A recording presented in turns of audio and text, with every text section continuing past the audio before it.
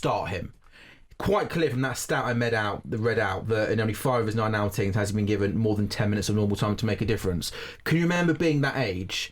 And can you kind of try and tell us, like, can you understand why Slot is trying to manage him? Like, do you think it'd be irresponsible just to throw him in there and say, come on, kid, get Champions League football? Or if you're old enough, you're good enough. It's as simple as that. Or good enough, old enough that way. There's a bit of both argument. You can understand why he's taking his time with Rio, but at the same time, if someone's coming in and changing a game in that manner, then this is not his first start. This is his first game, or he's scored against Newcastle at the start of the season.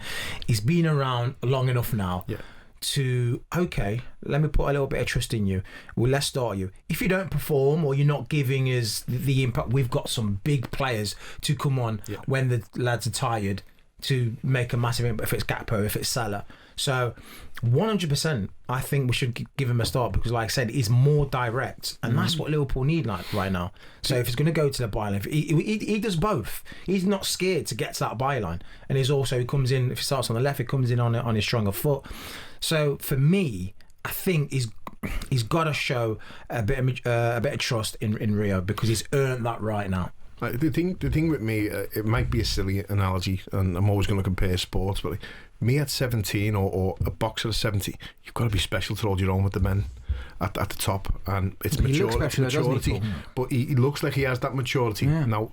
Getting in for a few rounds with one of the best fighters or the good fighters, that's okay. Doing a full fight is different, and I think like there's obviously a little bit of a similar analogy. He might be really good coming as an impact, or he might be really good starting, but realistically you're not going to get 90 minutes out of him at that top level. It's a lot. It must be, again, I'm only imagining because I've never played at any decent level whatsoever.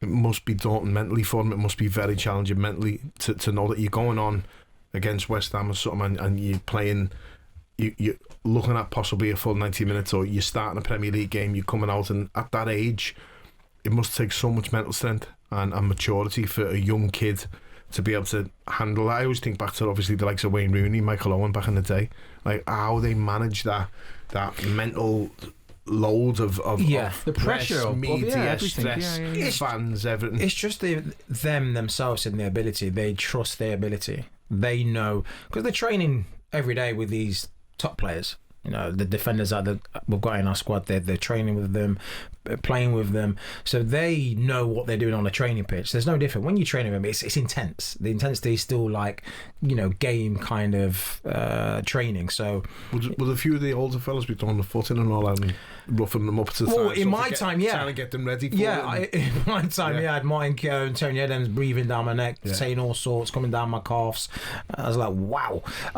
You poor thing, Martin Keown. Like scared. I get intimidated by Martin when I see him on a Monday morning on the 17th floor. I'm like, morning Martin, Arsenal. but going back to Rio, I think, like I said, now he's used to it. He's had a taste for it, and I think he's ready for a start. Not 90 minutes, but you give us a solid 50, a solid 60. Bring on Gakpo, bring on Salah. When, like I said, the other team's tired.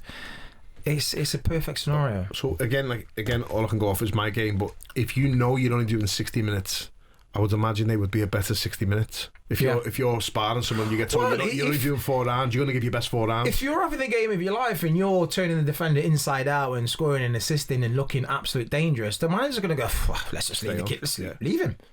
But it's when the manager sitting on the sideline goes, right, he's looking a little bit tired. Let's try and spice it up now. Let's bring in some more energetic pace in there, some fresher legs. Then just drag him out. But if he's there and he's on flames, then you sit back and go on, son. He's got that potential as well. I mean, he is looking like a talent, definitely. I was literally about to say the same thing to you there, Jermaine. I mean, whether it's he starts Saturday, whether he doesn't start the rest of the season, we've got some player on our hands, don't we, long term, because what he's done in such a short space of time this season, he's one for the future. Again, he's going to get stronger, he's going to get quicker, he's going to get more, Does he need to get bigger, more or do you think part of his game is sort of being a little bit, a bit more nimble and stuff, or do you think he needs to maybe physically, just as he gets older, get bigger? Well, that will come naturally. Sure. He will get stronger and get a little bit bigger. Paul can help him out with that in your local gym. I might be wrong in saying this, but his build reminds me of like a Sterling. He's strong as anything. Same with like Salah. Salah doesn't look much stature-wise, size, so strong, unbelievable shape, Shocks people off the ball, doesn't so he, strong, stuff, a low centre of gravity, really strong. Like some of the best fighters, obviously at the lighter weight, unbelievably strong. But you just don't look at that much in it, with the football. He's obviously going to need to keep his speed and keep his agility, and as you say, to be able to play the way he plays, he relies on that speed, but. Hopefully he doesn't bulk up too much. He's trying to worry about strength, because I think he looks good enough already, strong enough. So that was good. What not so good was, again, the performances of the two wingers that started. Mo Salah's longest Premier League goal drought is now. His previous worst run for Liverpool spans 6 league matches between December 2020 and Jan 2021. Early in his career, he fired blanks in 8 top-flight appearances for Chelsea. However, he's now failed to score in 9 league matches for Liverpool since nesting in the home win over Villa in early November. Last season's Premier League Golden Boot winner, which feels a long time ago now, doesn't it? He got 29. He's only got 4 to his name, and of course now in late February. I think it's sad to see, Jermaine. You know, like every Liverpool fan will say he's either, I don't know, for me, I've just got Gerrard's my favourite player in the Premier League era, but then Salah's a close second. We know he's a legend, Liverpool, etc, but watching Mo Salah just struggle week in, week out, it's tough to watch, isn't it? Or am I being a bit harsh? No, not at all. It is, obviously, when you watch what he's done for us over the 9 seasons. It's been nothing but phenomenal, absolutely fantastic. And when you see a player all of a sudden have a 29 goal season in the Prem, and then we're 3/4 away through and he's got 4.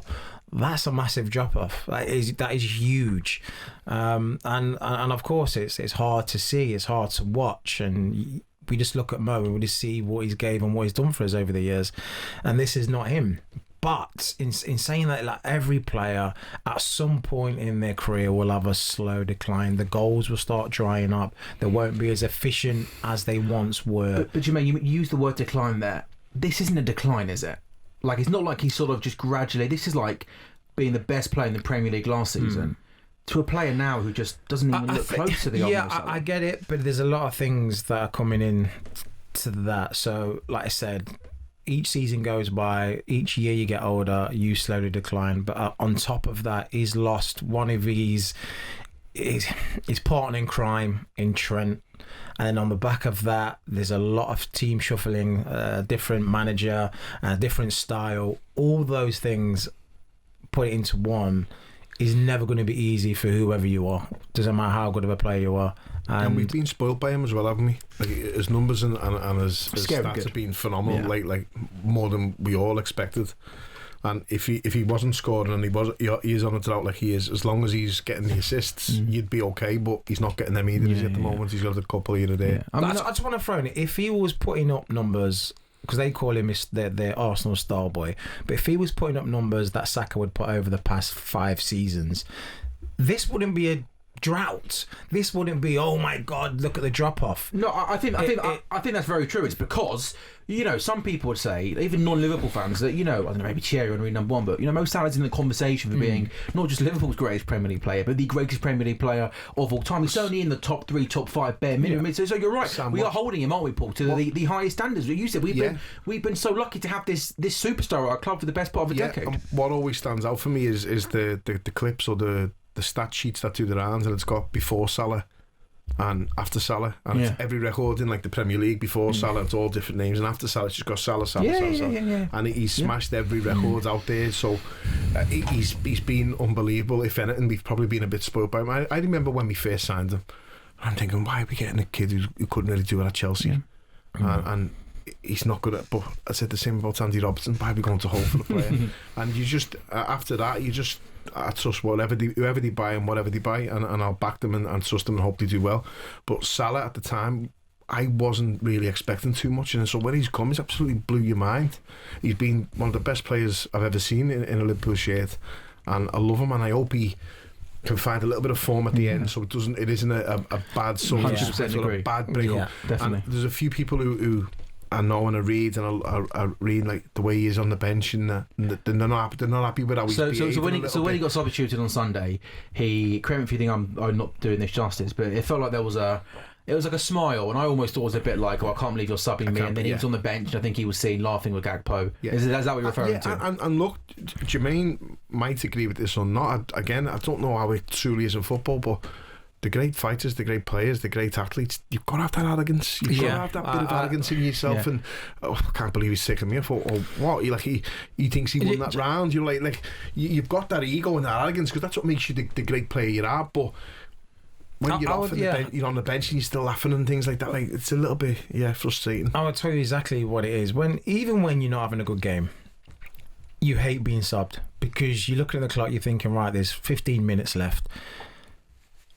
I could possibly get a chance here. There's still time for me to do something. Even though the previous 75 minutes, you was absolutely garbage. Yeah. You look and you're thinking, well, there's still 15 minutes left. All I need is that one chance. So you're like, don't bring me off. If we get a chance, I want to be that guy to score. Or and I he might normally assist. is that guy, yeah. And he so normally throughout the seasons and throughout the years, he's that guy who sometimes came up late and scored, whether it's a penalty, whether it's the last minute goal or some form of helping hand in that move. You're thinking I've still got that time to do it. So when your number comes up to be sub, you're disappointed because of the performance that you've just given. You don't want to end on that. Yeah. You want to go all the way to the 90th minute just in case something happens. And do you think also there's a bit of that arrogance there where he's thinking like, who are you going to bring on instead of me? And he's probably looking at who's coming on thinking like, do you think he's going to do better than me because he's Mo Salah? I know, but with the way Salah's been playing over the last 6 to 8 weeks, I do think the young 17-year-old kid could have caused more of a threat. And and he's not a basic 17-year-old kid. He's obviously he's a pretty special talent. You're looking at our bench, right? Because I looked at the bench and I was thinking, wow, we've got some of the best benches. We've got literally 4 kids. Yeah, and Chiesa and Gomez. Yeah, and if we need who we're going to, and obviously Rio's made a massive difference. Chiesa is a little bit. He's miles off it. So Salah's probably thinking, "Wow, you're bringing me off for literally academy players." And I'm glad you just mentioned obviously Chiesa then, because like this is my attitude when I'm watching them come on. I'm watching Chiesa come on, and it's just not there. Yeah. And then you're seeing Rio come on in a couple of games, and it's just not there. And you think like I can see it. Like Rio's an unbelievable talent, and he's going to be a star. Fingers crossed. But it's just not ready yet when I'm watching it, and I don't want to be harsh because it's a 17-year-old kid. As you just said, you just asked where Jermaine was at 17. I remember when I was at 17, and well, you're at 17 as a young junior boxer, boxing for young England. What age was your first professional fight? 20, and the first time I did anything really as a senior, I was 19. I think in Mobile I was 16 when he scored that goal against Newcastle. I think he was still 16. I was in the academy. The place watching it, unbelievable. And I hope he's another star like your Michael Owens and the young players of the Premier League that have come to like Rooney. As I say, I hope he is, and I hope he stays with us. But when you're watching it and it's a bit frustrating because you're already losing or you're already down or it's 0-0 and you're against a team that you should be beating easy, and then he comes on, you think, well, go on, lad, you can do this. And then nothing really materialises, but obviously on the weekend it was different. Yeah.